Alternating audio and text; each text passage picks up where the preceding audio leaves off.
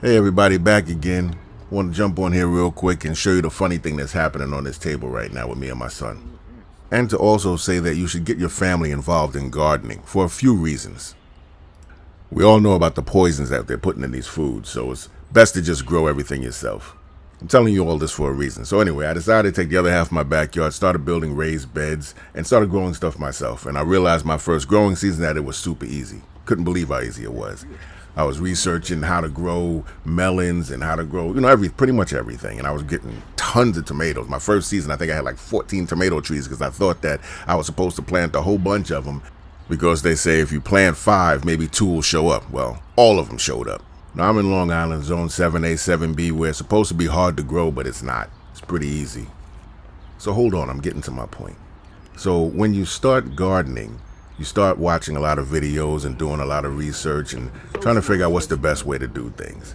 So like one of the things they tell you is if you're going to take seed from a piece of fruit in the store and try to grow it, you take the seeds out the fruit, you put them in water, and the ones that float are the bad seeds and the ones that sink are the good seeds.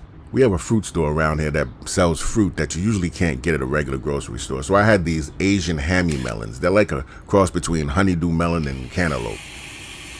Really good fruit. And so that's what I did with them. I took the seeds out and the ones that floated, I put them in a bag and labeled them bad seed. I took that bag, I put it in a Ziploc bag and stored it in my refrigerator. I had been growing food for a couple of years already, but I did this in 2021. Those same so-called bad seeds I grow every year. I haven't even gotten to the bag of the good seeds yet.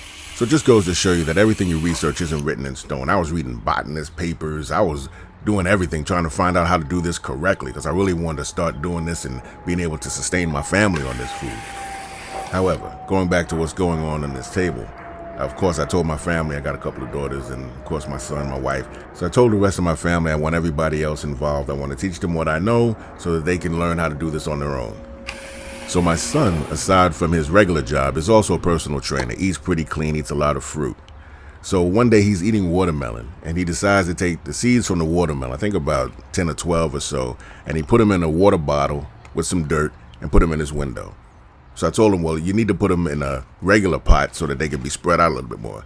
So that's the pot you see right there on the table where he put all the seeds in that he had from the water bottle.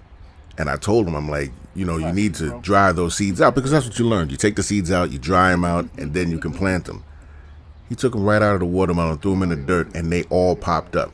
Taught me something, which brings me back to my point. There is nothing written in stone about gardening.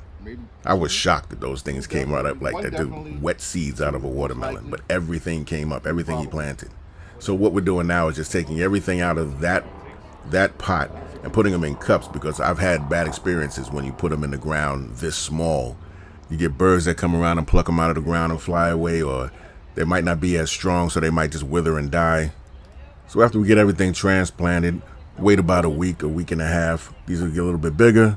Then we'll put them in the beds, get the crates out, see how many watermelon we get. I'll make a whole video, let you guys see the progress. So now we're done. We have all the small watermelon plants transplanted into the cups. And I can't emphasize it enough to try to get your family involved in gardening, your friends too if you can. But get your family involved because the more people out of there, the more ideas that are around, and it's not just about teaching them. You may also learn something yourself. I'll be back in the next one.